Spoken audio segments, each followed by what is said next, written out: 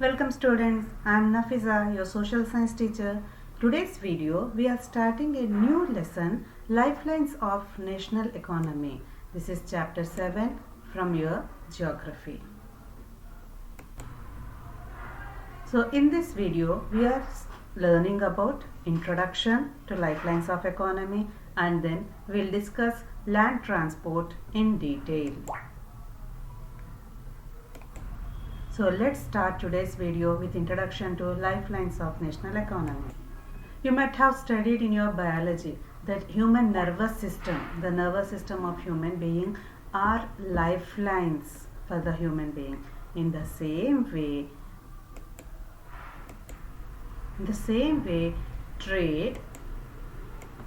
trade and transport, along with the help of communication. These three, trade, transport and communication, are referred to as the lifelines of a national economy. Let's start our topic through lesson reading given in the textbook. So we use different materials and services in our daily life. It's true. Services in the sense network service, the one which we are using now is a net service. Okay, material, the mobile which you are having a look, it is a material. So we use materials and services in our daily life. Some of these are available in our immediate surroundings, while others requirements are being met. They have to bring from other places, like the mobile or the laptop which is in front of you. Is it available in your surrounding? You might have booked it now. You might have might have gone to the shop and purchased it from there, or you might have given an order through online shopping, whether it can be Amazon or anything. Yes. So goods and services do not move from supply locals. Has that laptop walked and did it reach you? Or the mobile which you are using, has it come to you on its own? No. You have to book. Suppose if you are doing nowadays, everything is going on online. So what you will do, you will browse Amazon shopping. Now great shopping mela is going on, sale is going on. So you will book in Amazon. Then from there it goes to the customer. Okay, just a minute. Suppose if you have booked, what happens? Then first the whatever you have ordered, it goes to the brand owner. Then from brand owner, it goes to the Amazon seller. Then Amazon seller, he might have received your order. Then from there it reaches your home. So in this process, what is the main thing that has taken place? One is communication. You have communicated through your mobile phone. One is communication. Another way, once whatever you have communicated, it had reached them. And how did the materials or cell phone or laptop reach it? Through the transport, with the help of transport. So transport and communication play a major. So if you see, what is meant by the word here? Demand local. Demand locality means you are sitting from your home, you are demanding for a cell phone. You need a cell phone, so you are demanding. So your location is a demand location.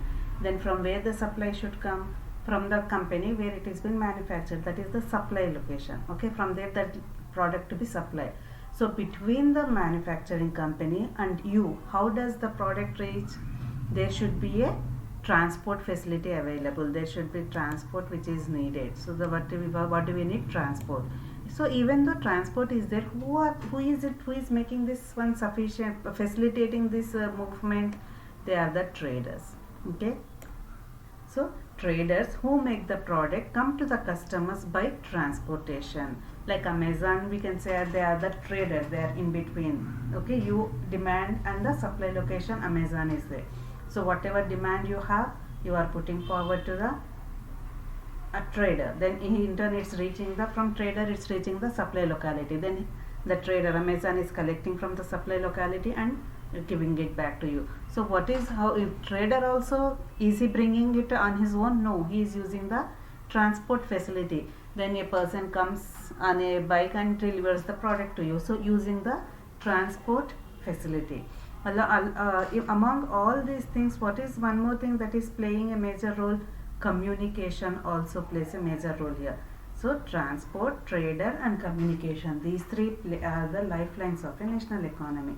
And just pace, here comes another word, pace of development, in the sense the speed, the way the way the development is going on. It not just only depend upon the production of goods and services, but it depends upon the movement of these goods and services also. And this movement is possible with the help of means of transport. Clear? So these movement of goods, especially on earth, is being carried out on three ways. What are those three ways? We have learned from your lower classes. Now what is that? Land transport, water transport, and air transport. So based on this, we can classify transport into three: land, water, and air. So here you can have a look at the classification given in your textbook. So means of transport classification: land, water, and air. In turn, land transport is again divided into roadways, railways, and the latest development is pipeline. Then comes water transport. Inland transport means within the country through rivers, streams. So inland transport. And overseas transport between the countries through oceans. And then air transport, we again classified into domestic airways and international airways. Domestic airways within the country, and domestic airways can be public undertaking and private airlines, and international airways between the countries. So this is the classification which we'll discuss in detail further in this chapter. For a long time, if you look at the ancient time, trade and transport were restricted to a limited space. Now you in the market you can find kiwi fruit, you can find peach, whatever is available in the market. The goods which are perishable, because transport is very slow. Now everything is available due to development of transport and communication. Earlier this one was very limited, only products are grown there and sold within the periphery, within the small area itself. Today the world has been converted into a large village. We call it as a global village with the help of transport, and this transport is also possible equally. The credit goes to communication system also. Therefore this transport, communication, and trade, these three are complementary to each other. All these three are interdependent. We call it as a global village. The world has become a global village, living without boundaries. And how is this possible? This one is possible with the help of transport, with the help of communication, with the help of trade. These three are interdependent. As the development of transport totally depends upon the communication, and because of these two development, trade also has flourished. In turn, it led to the concept of global village.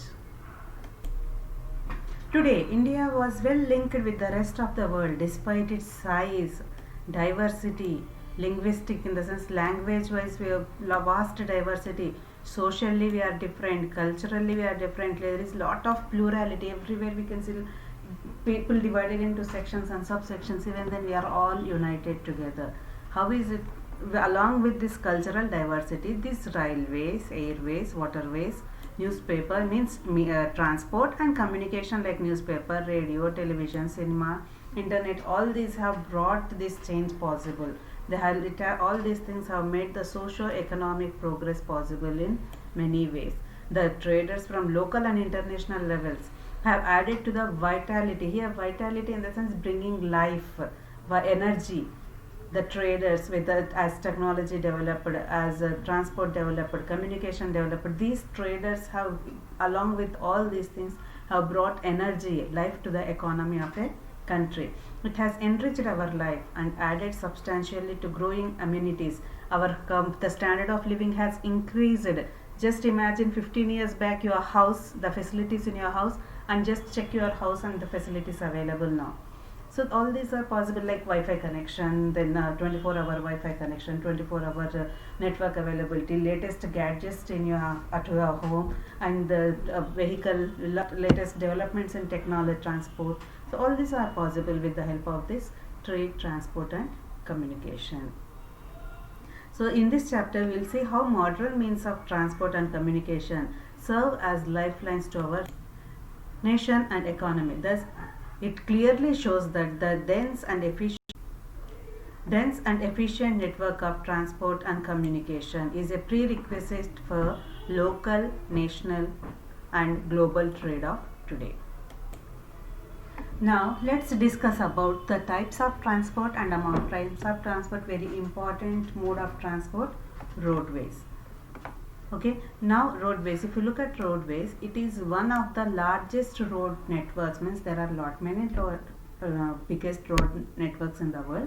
Indian road network is one among the largest road networks in the world. Suppose something around 10 among the top 10, India is role also, India's place is also there, like something at 54.7 lakh kilometer. Okay, and Indian roadways have preceded railways, in the sense before railways were invented there were roadways existing in India. And second word, they have still an edge over railways, in the sense they are slightly better. Roadways are slightly better than the railways, and this is one of your important question also from the examination base. You may get a question, roadways are and have an edge over railways, explain in detail. Then you have to write the benefits of roadways. Very simple. The question might be twisty, the answer is very simple and easy, which they have given here point wise, very clearly they have given point wise in your textbook. So what are those? So here those points we'll discuss now. The growing importance of road vis-a-vis rail transport is rooted in the following sectors, means in comparison, vis-a-vis in the sense in comparison. Here we are discussing the importance of roadways or benefits of roadways in comparison with the railways. So what is the first point? First point, construction cost of roads is lower than that of railway lines. Do you accept or not? For the road transport, the construction cost is very less. Railway transport, you need to make the railway lines, then the vehicle will move forward. Here you can see the road transport very easy to construct, so the construction cost is very less. First one. Second one, roads can traverse in the sense move, travel comparatively on more dissected and undulating topography. What is meant by here dissected? Dissected means in the sense to separate, analyze. It can analyze the roadways easily. So you have a look at the picture, how you can see the way the roadway. So here one is moving this side, another road is moving this way, undulating. They can analyze and they can separate themselves easily. Undulating, whereas undulating means move with a smooth wave-like motion. Okay, suppose if villages, many times we have seen roadways move in between the villages also. Is it possible to construct a railway line in between the village? It's very difficult. So roadways very easy to construct, because they can very easy to separate, and very flow of the road construction of the road becomes very easy and smooth in the undulated topography. Then comes the third point. Roads can negotiate higher gradients of slopes, in the sense hilly areas, higher altitude areas, like they themselves have given there, traverse mountains. Okay, so road construction of roads are much easier on the hilly areas compared to the railways. For constructing a railway, you need to make a tunnel and then make the line, so it's very costly and very risky, whereas roadways can be constructed easily even on the mountains. At the same time, road transport is economical for whom? Like from the consumer perspective. Suppose if I am going through roadway, suppose if it is a shorter distance and very few people, road transport is the best way of transport, whereas with that's what they are saying here. So with few people and smaller amount of goods over short distance, roadways are the easier way. Even for any family vacation, what do we do? Do we go to the train for a small vacation also for the nearby areas? What do? We'll take our car and we'll move away. Yes or no? So for few people, short distances, roadways are the very comfortable means of transport. Then fifth point, it also provides door-to-door service. Did you understand this point? Nowadays it's easy for us, no? Door-to-door service, sitting at home, book something, whether it is Swiggy or Amazon or anything, cab, everything coming to your door because of the development in communication also. So door-to-door service, that the cost of loading and unloading is much lower. Did you get it? So roadways provide door-to-door service. Now comes the last point and very important point. What is it? They also use it as a feeder to other modes of transport. What is meant by feeder? Suppose if you have to go to some other place, you have to go to airport. How do you go? Will the aerodrome just in front of your house or next to your house? No, no. You have to book a cab. From here you need to go to the airport. Yes or no? So they act as a feeder. Same way for railway station also. From home, what is the way you take to reach the railway station? Roadway. So they act as a feeder to other modes of transport. Reason that waterway or railway or airway, they have their certain destination. What is making it to the door delivery? It is the roadway. This fifth and sixth point has a somewhat close relation. They act as a feeder to other modes of transport such as they provide link between